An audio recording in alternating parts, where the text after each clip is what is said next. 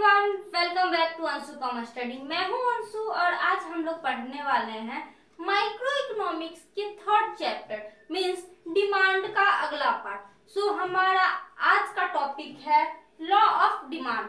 सो आज हम लोग लॉ ऑफ डिमांड को, मांग के नियम को समझेंगे।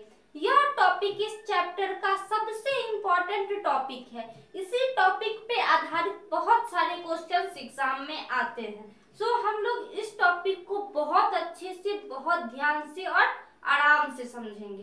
तो चलिए समझते हैं लॉ ऑफ डिमांड, मांग के नियम को। तो चलिए समझते हैं मांग के नियम को। तो सबसे पहले परिभाषा को देखेंगे। मांग का नियम बतलाता है कि उपभोक्ता की आय, उपभोक्ता की रुचि एवं प्राथमिकता तथा संबंधित वस्तुओं की कीमत स्थिर रहने पर कीमत के घटने से वस्तु की मांगी गई मात्रा बढ़ती है और कीमत के बढ़ने पर मांगी गई मात्रा घटती है। सो इस परिभाषा को सुन करके, पढ़ करके हमारे माइंड में थोड़ा थोड़ा कुछ न कुछ तो आया ही होगा। क्यों? क्योंकि इससे पहले वाले पार्ट में हम लोगों ने इस पे आधारित कुछ टॉपिक्स को पढ़ा था, समझा था। तो चलिए उस टॉपिक को विस्तृत रूप से समझते हैं और मांग के नियम को अच्छे से समझते हैं। तो मांग का नियम क्या बतलाता है? तो मांग का नियम बतलाता है कि उपभोक्ता की आय, उपभोक्ता का जो इनकम है, कंज्यूमर का जो इनकम है, उपभोक्ता की रुचि, उपभोक्ता कंज्यूमर को जो पसंद है, सबसे पहला क्या, उपभोक्ता की जो आय है, उपभोक्ता की जो आय है, दूसरा उपभोक्ता को जो पसंद है, तथा प्राथमिकता, उपभोक्ता जिस चीज को प्राथमिकता देता है, जिस चीज को प्रायोरिटी देता है, जिस चीज को मान्यता देता है, तथा संबंधित वस्तु मीन्स एक वस्तु के स्थान पे दूसरे वस्तु को जब हम लोग प्रतिस्थापित करते हैं या फिर जब दो वस्तु मिलकर के किसी काम को पूरा करता है, किसी इच्छा को पूरा करता है, तो वही हो गया हमारा संबंधित वस्तु की कीमत स्थिर रहने पर। जब इन चीजों की कीमत स्थिर रहेगी, किस किस की कीमत, उपभोक्ता की आय, उपभोक्ता की आय, उसके बाद उपभोक्ता की रुचि, उपभोक्ता की रुचि, उपभोक्ता सबसे पहले क्या, उपभोक्ता का इनकम कितना है, उसके बाद उपभोक्ता को वो चीज पसंद है या नहीं है, उसे कितनी पसंद है, वो कितना प्रायोरिटी देता है उस चीज को, उसके बाद उस वस्तु से संबंधित वस्तु की कीमत, उस वस्तु, जिस वस्तु का वो उपभोग कर रहा है, उस वस्तु से संबंधित, उस वस्तु से रिलेटेड जो वस्तु है उसकी कीमत स्थिर रहने पे मीन्स सारी चीजों की कीमत जब स्थिर रहेगी तब वस्तु के कीमत के घटने पर, हम लोगों ने सब कुछ को स्थिर रख लिया, उसके बाद जो प्रोडक्ट है, जो वस्तु है, उसकी कीमत जब घटेगी, प्रोडक्ट की कीमत जब घटेगी तो वस्तु की मांगी गई मात्रा बढ़ेगी। मीन्स जिस वस्तु की कीमत को हम लोग घटा देंगे, जिस वस्तु का प्राइस घट जाएगा उसका मांग बढ़ जाएगा, और कीमत के बढ़ने पर मीन्स वस्तु के कीमत को, वस्तु के प्राइस को बढ़ने पर मांगी गई मात्रा, उस वस्तु को जितना मांगा जा रहा है वह घट जाएगा। हम लोगों ने सीधा मतलब क्या समझा? ये टॉपिक बहुत आसान है, बस एक बार सुन लेना है, समझ लेना है, हमेशा के लिए याद हो जाएगा। तो इस टॉपिक में हमें बस इतना ही ध्यान रखना है कि जब वस्तु की कीमत बढ़ती है, वस्तु की कीमत जब बढ़ती है तो उसकी मांग घटती है, जब वस्तु की कीमत घटती है तब उसकी मांग बढ़ती है। हम लोगों ने क्या देखा? जब वस्तु की कीमत घटेगी तो मांग बढ़ेगी, जब वस्तु की कीमत बढ़ेगी तो वस्तु की मांग घटेगी। हम लोगों ने इतना समझ लिया। चलिए अब इसकी मान्यताओं को देखते हैं। जैसा कि हम लोगों ने ऊपर पढ़ा है, आय स्थिर होना चाहिए, रुचि, प्राथमिकता, उन्हीं चीजों को नीचे हम लोग डिटेल में समझते हैं। तो चलिए देखते हैं मान्यताओं को। तो मान्यता, मांग का जो नियम है वह सामान्य वस्तु पर ही लागू होगा। सामान्य वस्तु को हम लोगों ने पिछले के पार्ट में अच्छे से समझ लिया है और गिवन वस्तुओं पे ये नियम लागू नहीं होगा। मीन्स नॉर्मल यूज की जाने वाली, घर में आमतौर पे जो यूज करने वाली वस्तुएं हैं उन वस्तुओं पर मांग का नियम लागू होगा, तथा जो सबसे निम्न कोटि की लो क्वालिटी की वस्तुएं हैं उन पे यह नियम लागू नहीं होगा। हम लोगों ने इस बात को समझ लिया। इस बात को हम लोगों ने पीछे अच्छे से समझा हुआ, आगे और भी डिटेल में समझेंगे, पर यहाँ चलिए मांग के नियम को समझते हैं, इनकी मान्यताओं को समझते हैं। तो मान्यता में हमारा पहला मान्यता क्या हो गया? उपभोक्ता की आय। उपभोक्ता की आय स्वभाव, आय मीन्स इनकम, स्वभाव मीन्स उसका जो नेचर है, उपभोक्ता का जो नेचर है, रुचि, उसे जो चीज पसंद है, फैशन, जो फैशन चल रहा है, जो ट्रेंड में चल रहा है, आदत, उसे उसकी जो आदत है, ये सारी चीजें बदलनी नहीं चाहिए। मीन्स यदि उपभोक्ता की आय 20,000 पर मंथ है तो उसकी आय 20,000 पर मंथ ही रहनी चाहिए। उसके बाद स्वभाव, वह अगर शांत नेचर का व्यक्ति है तो उसे शांत ही रहना चाहिए। अगर वह झगड़ालू नेचर का व्यक्ति है तो वह झगड़ालू ही होना चाहिए। उसके बाद फैशन, फैशन अगर उसे जीन्स पहनना पसंद है, वह जीन्स के ट्रेंड में है तो उसे जीन्स का ही फैशन होना चाहिए, अचानक से सूट सलवार का नहीं या फिर साड़ी का नहीं। अगर उसे साड़ी का है तो सूट सलवार का नहीं होना चाहिए, सूट सलवार का है तो अचानक से साड़ी का नहीं आना चाहिए। उसके बाद है आदत, उसे अगर सुबह में चाय पीने की आदत है तो उसे चाय पीने की ही आदत होनी चाहिए, उसके जगह पर उसे जूस पीने की आदत नहीं होनी चाहिए, खाना खाने की आदत नहीं होनी चाहिए। अगर उसे उठ के चाय ही चाहिए तो उसकी आदत में चाय ही होना चाहिए। मीन्स ये चारों चीजें जो हैं वह अपरिवर्तित होनी चाहिए, बल्कि परिवर्तित नहीं होनी चाहिए। इस चीज को हम लोगों ने समझ लिया। अगला मान्यता है पूरक तथा संबंधित वस्तुओं की कीमत में परिवर्तन नहीं होना चाहिए। हम लोगों ने पूरक वस्तुओं को समझ लिया है। पूरक वस्तु मीन्स क्या? जब दो वस्तुएं मिल करके एक काम को पूरा करती हैं तभी वे पूरक वस्तुएं कहलाती हैं। इसको हम लोग कैसे समझेंगे? जैसा कि हम लोगों ने पिछले पार्ट में उदाहरण स्वरूप समझा था, एक पेन और एक उसका लिंक, उसका रिफिल।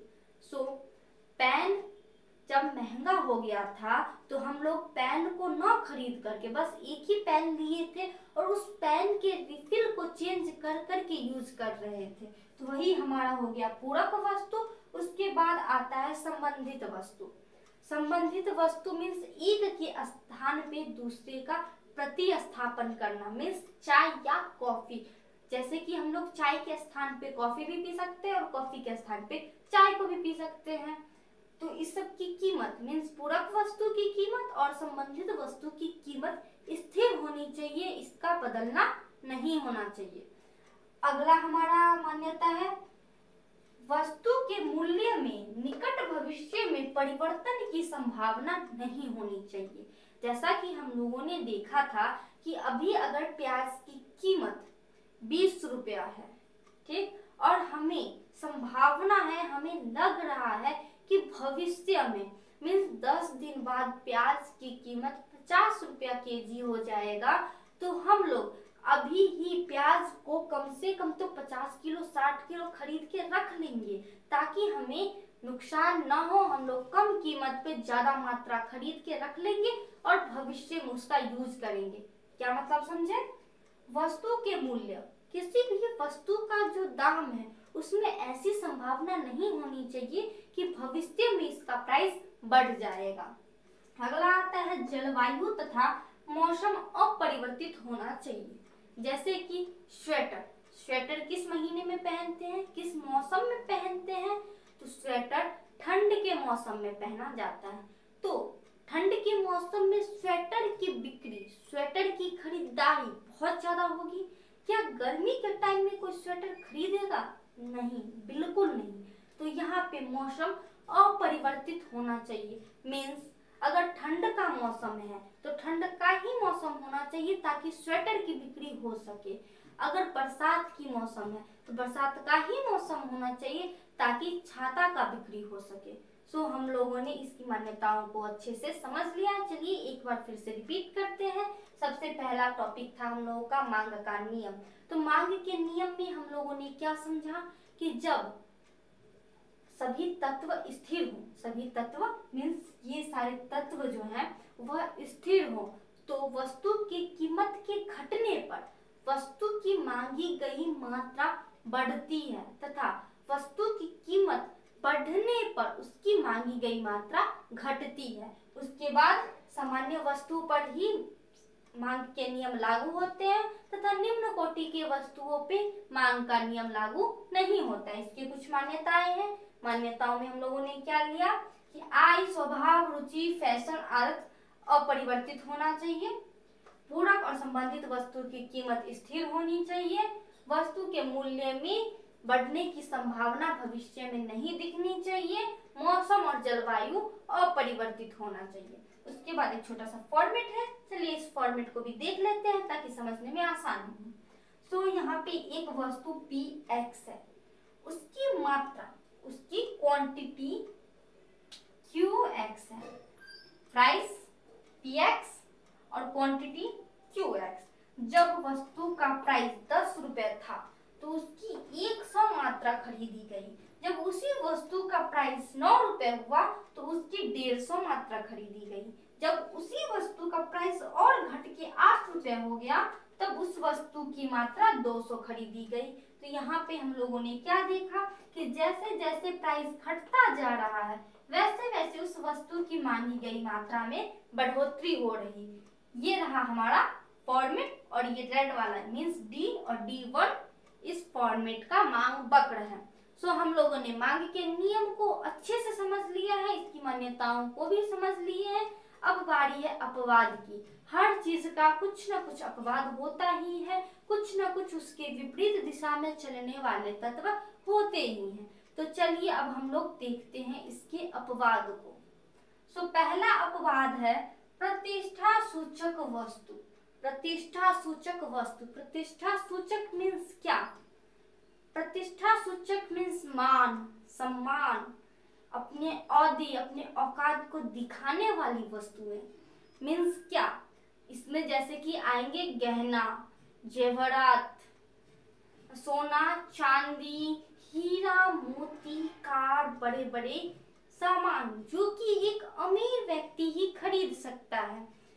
तो जब हीरा इतना महंगा है कि सामान्य व्यक्ति, गरीब व्यक्ति, मिडिल क्लास व्यक्ति हीरे को नहीं खरीद सकता है, पर उसी जगह एक अमीर व्यक्ति हीरे की अंगूठी पहनता है, हीरे का हार पहनता है, अधिकतर चीजें हीरे, सोने, जेवरात की वो लेता है, पर उसी जगह पर मिडिल क्लास आदमी उस चीज को नहीं खरीद सकता है।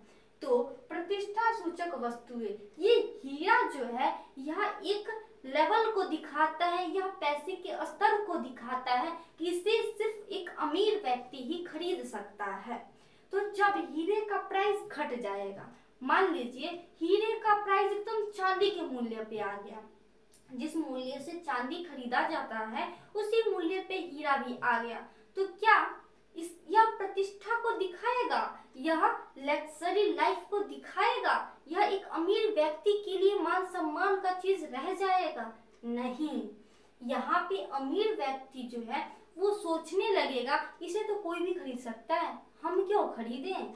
तो यहाँ पे प्रतिष्ठा सूचक मीन्स यह सबसे महंगी वस्तुएं होती हैं जो कि एक सबसे ज्यादा से ज्यादा अमीर व्यक्ति ही खरीद सकता है। तो जैसे ही इसका दाम जितना ज्यादा रहेगा उसे उतना ज्यादा खरीदा जाएगा, किसके द्वारा? एक अमीर व्यक्ति के द्वारा। तो प्रतिष्ठा सूचक में हीरा, मोती, सोना, चांदी ये सब आएंगे, हीरे जवाहरात आएंगे, महंगी महंगी चीजें आएंगी जो कि एक अमीर व्यक्ति ही अफोर्ड कर सकता है, अमीर व्यक्ति ही उसे खरीद सकता है। हम लोग समझ गए। जब इसकी कीमत घटेगी, जब प्रतिष्ठा सूचक वस्तुओं की कीमत घटेगी तो इसके मांग में भी गिरावट आ जाएगी, तो यह मांग के नियम को नहीं मानता है। अगला अपवाद है अज्ञानता। तो जैसे कि हम लोग देखते हैं, अधिकांश देखते हैं कि मॉल में ऑफर्स लगे होते हैं। बहुत जगह हमारे घर पे भी जो बाइक से, स्कूटर से सामान बेचने आता है वह एक पे एक फ्री बेचता है।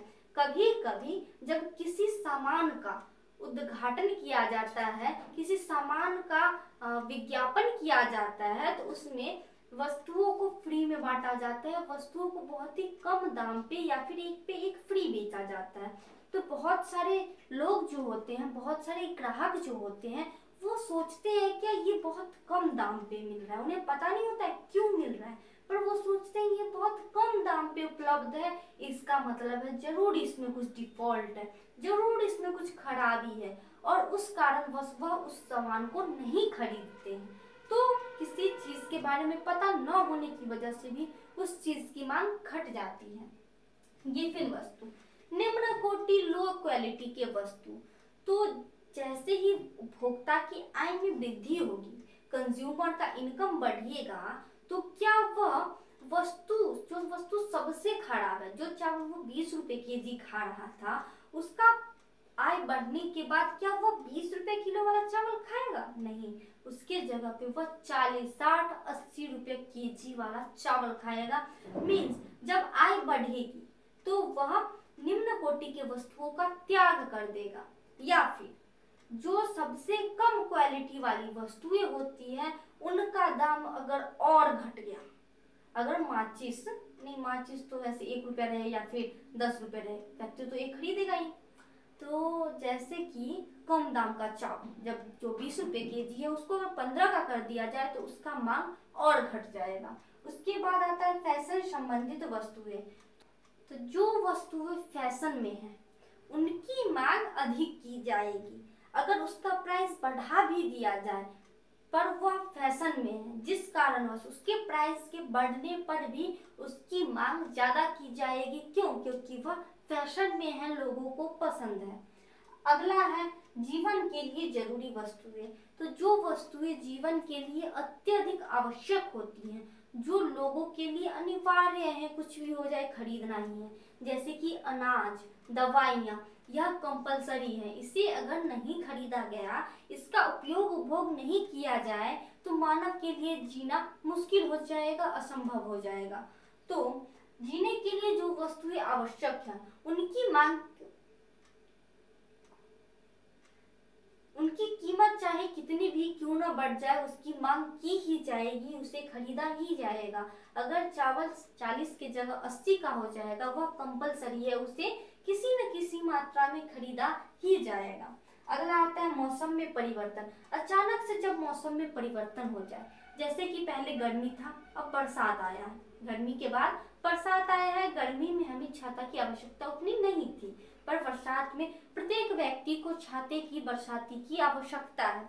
तो यहाँ पे मौसम में परिवर्तन होने के कारण अगर छाता का दाम बढ़ता भी है तो हमें उसकी मांग करनी पड़ेगी, उसे खरीदना पड़ेगा। तो हम लोगों ने मांग के नियम को, उसकी मान्यताओं को और मांग के अपवाद को समझ लिया है। मिलते हैं अगले पार्ट में नए टॉपिक के साथ। अभी के लिए बस इतना ही। धन्यवाद।